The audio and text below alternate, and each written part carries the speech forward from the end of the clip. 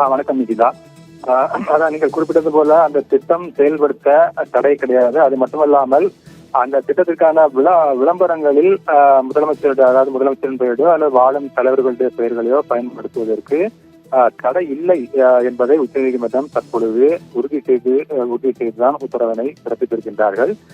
இந்த உங்களிடம் ஸ்டாலின் திட்டத்திற்கான அந்த விளம்பரங்களில் மறைந்த முதல்வர் கருணாநிதியின் படமும் அதுபோல தற்போதைய முதல்வர் ஸ்டாலினுடைய பெயரும் பயன்படுத்துவதை எதிர்ப்பு தெரிவித்துதான் அதிமுக நாடாளுமன்ற உறுப்பினரான சி.வி. சண்முகம் சென்னை உயர்நீதிமன்றத்தில் மனு தாக்கல் செய்திருந்தார். அந்த மனுவினை விசாரித்திருந்த சென்னை உயர்நீதிமன்றமானது இது போன்ற அந்த பெயர்களை பயன்படுத்தக்கூடாது என்று தடை விதித்திருந்தது. இந்த நிலையில் என்றால் அதிமுக சி.வி. சண்முகம் தரப்பில் அங்கு மனு தாக்கல் செய்யப்பட்டிருந்தது. இதுபோன்ற பெயர்கள் பயன்படுத்தக்கூடாது அரசு விளம்பரங்களில், பொதுமக்களின் பணத்தை இதுபோன்று அரசியல் ஆதாயத்திற்காக ஒரு ஆளும் கட்சியானது இதுபோன்று அந்த பெயரை முதலமைச்சர் பெயரை அதில் பயன்படுத்தக்கூடாது, அது மட்டுமில்லாமல் மறைந்த தலைவர் இந்த படங்களை பயன்படுத்தக்கூடாது என்றுதான் வழக்கு தொடரப்பட்டிருந்தது. இந்த நிலையில் சென்னை உயர்நீதிமன்றம் தற்போது வாழும் தலைவர் என்ற பெயரை பயன்படுத்தக்கூடாது என்று சென்னை உயர்நீதிமன்றமும் உத்தரவு பிறப்பித்திருந்தது. இந்த உத்தரவுக்கு எதிராகத்தான் உச்சநீதிமன்றத்தில் திமுக மற்றும் தமிழக அரசு தரப்பில் மனுக்களானது தாக்கல் செய்யப்பட்டிருந்தது. இந்த மனுக்கள் உச்சநீதிமன்றத்தில் தலைமை நீதிபதி பி.ஆர். கவாய் தலைமையிலான அமர்வில் இன்று சற்று முன்னர் விசாரணை நடைபெற்றது. அப்பொழுது நீதிபதிகள் பல்வேறு கேள்விகளை எழுப்பினார்கள். என்றால் அதிமுக சார்பில் வழக்கு தொடர்ந்திருக்கக்கூடிய நாடாளுமன்ற சி.வி. சண்முகத்திடமும் அவர்கள் கேள்வி எழுப்பினார்கள். நீங்கள் எந்த கட்சியை சேர்ந்தவர்? ஏற்கனவே நீங்கள் இருந்த கட்சி ஆட்சியில் இருந்தபோது, நீங்கள் இருக்கக்கூடிய கட்சி ஆட்சியில் இருந்த பொழுது இதுபோன்ற திட்டங்கள் செயல்படுத்தப்படவில்லையா? அதுபோன்ற முதலமைச்சர் பெயர்கள் அந்த திட்டங்களில் பயன்படுத்தப்படவில்லையா என்பதை நீங்கள் கூறுங்கள் என்று அவர்கள் கேள்வி எழுப்பினார்கள். அது மட்டுமல்லாமல் இதுபோன்று வாழும் தலைவர்கள் பெயரை பயன்படுத்தக்கூடாது என்று ஏற்கனவே ஏதாவது தடை விதிக்கப்பட்ட உத்தரவு இருக்கின்றது, அதை எங்களிடம் காண்பியுங்கள் என்று அவர்கள் உச்சநீதிமன்றமானது கேள்வியினை எழுப்பியது. ஜெயச்சந்திரனின் அடடா ஆடியோ ஆஃபர் 5 முதல் 70% வரை டிஸ்கவுண்ட். இந்த நிலையில்தான் உச்சநீதிமன்றமானது தற்பொழுது பெயரை பயன்படுத்துவதற்கு, வாழும் தலைவருடைய பெயரை பயன்படுத்துவதற்கு தடை இல்லை என்ற அடிப்படையில் தற்போது உச்சநீதிமன்றமானது உத்தரவு பிறப்பித்திருக்கின்றது. சென்னை உயர்நீதிமன்றம் அதனை பெயரை பயன்படுத்துவதற்கு தடை விதித்து பிறப்பித்த உத்தரவை உச்சநீதிமன்றமானது தற்பொழுது ரத்து செய்திருக்கின்றது. இதற்கு முக்கிய காரணம் என்ன? உச்சநீதிமன்றம் பிறப்பித்திருக்கக்கூடிய முக்கிய காரணம் என்னவென்றால் இதுபோன்று பல்வேறு தலைவர்களுடைய பெயர்களில் திட்டங்கள் செயல்படுத்தப்படுவது நாடு முழுவதிலும் நடைமுறையில் இருக்கக்கூடிய ஒன்றாக இருக்கின்றது என்று உச்சநீதிமன்றம் தற்பொழுது தெளிவாக கூறியிருக்கின்றது. அதுபோன்று பல்வேறு தலைவர்களுடைய பெயர்களில் திட்டங்கள் பயன்படுத்தக்கூடிய அந்த உதாரணங்களை ஆளும் கட்சி தரப்பில், தற்போது தமிழகத்தினுடைய ஆளும் கட்சி தரப்பில் தற்போது உச்சநீதிமன்றத்தில் அந்த பட்டியலானது கொடுக்கப்பட்டிருக்கின்றது.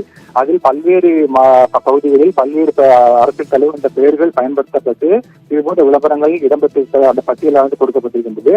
அப்படி இருக்கும் பொழுது அவை அனைத்தையும் எதிர்த்து தற்பொழுது அந்த சி.வி. சண்முகம் தரப்பில் ஒரு பொதுநல வழக்கானது தாக்கல் செய்யப்படவில்லை. ஆனால் நீங்கள் ஒரு குறிப்பிட்ட கட்சி, ஒரு குறிப்பிட்ட தலைவர் மட்டும் டார்கெட் செய்து இந்த வழக்கினை தொடுத்திருக்கின்றது என்பது முக்கியமாக பார்க்கப்பட வேண்டும். அதன் அடிப்படையில் பார்க்கும்போது இது ஒரு உள்நோக்கத்தோடு தாக்கல் செய்யப்பட்ட மனுவாகத்தான் இது தெரிகிறது என்று உச்சநீதிமன்றம் ஒரு கடுமையான வார்த்தையை கூறியிருக்கின்றது.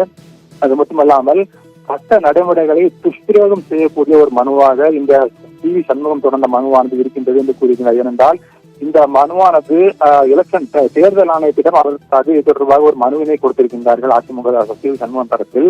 அதற்கு தேர்தல் ஆணையம் உரிய பதில் கொடுப்பதற்கு முன்பாகவே அவசரமாக, அதாவது ஜூலை 18ஆம் தேதி தேர்தல் ஆணையத்திடம் அவர்கள் மனு கொடுத்திருக்கிறார்கள் இந்த விவகாரம் தொடர்பாக.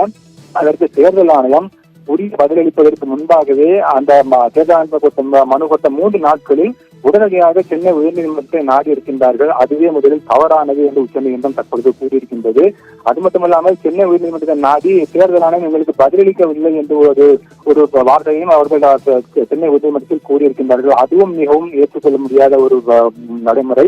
இதன் அடிப்படையில் பார்க்கும் பொழுது சி.வி. சண்முகம் தொடர்ந்த மனுவானது சட்ட நடைமுறைகளை துஷ்பிரயோகம் செய்யக்கூடிய வகையில் அமைந்திருக்கக்கூடிய ஒரு மனு என்று உச்சநீதிமன்றம் கடுமையாக ஒரு சாடலை சாடி இருக்கின்றது. அதன் அடிப்படையில் பார்க்கும் பொழுது சென்னை உயர்நீதிமன்றம் பிறப்பித்த உத்தரவு தற்பொழுது ரத்து செய்யப்படுகின்றது என்று உச்சநீதிமன்றம் கூறியிருக்கின்றது.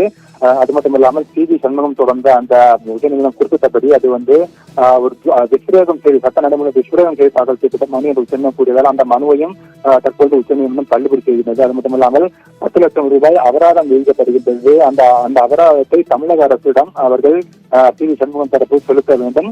அந்த அபராதமானது நலத்திட்டத்திற்கு பயன்படுத்தப்பட வேண்டும் என்று உச்சநீதிமன்றம் குறிப்பிட்டது. இப்படி ஒரு இதனை குறிப்பிட்டு உச்சநீதிமன்றமானது இதுபோன்று அரசு நலத்திட்ட வழங்கப்படக்கூடிய விளம்பரங்களில் வாழும் தலைவர்களுடைய பெயர்களை பயன்படுத்தக்கூடாது என்று தாக்கல் செய்யப்பட்ட மனுவினை உச்சநீதிமன்றம் தள்ளுபடி செய்திருக்கின்றது.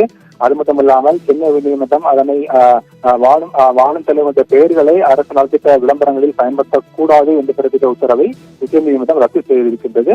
அதன் அடிப்படையில் பார்க்கும் பொழுது வாழும் தலைவர்களுடைய அந்த பெயரினை தற்பொழுது அந்த விளம்பரங்களில் பயன்படுத்தலாம் என்பதனை உச்சநீதிமன்றம் முடிவு செய்திருக்கின்றது. அதுபோல அந்த திட்டத்திற்கும் எந்த தடையும் விதிக்கப்படவில்லை. இதுதான் தற்பொழுது உச்சநீதிமன்றம் பிறப்பித்திருக்கக்கூடிய உத்தரவு.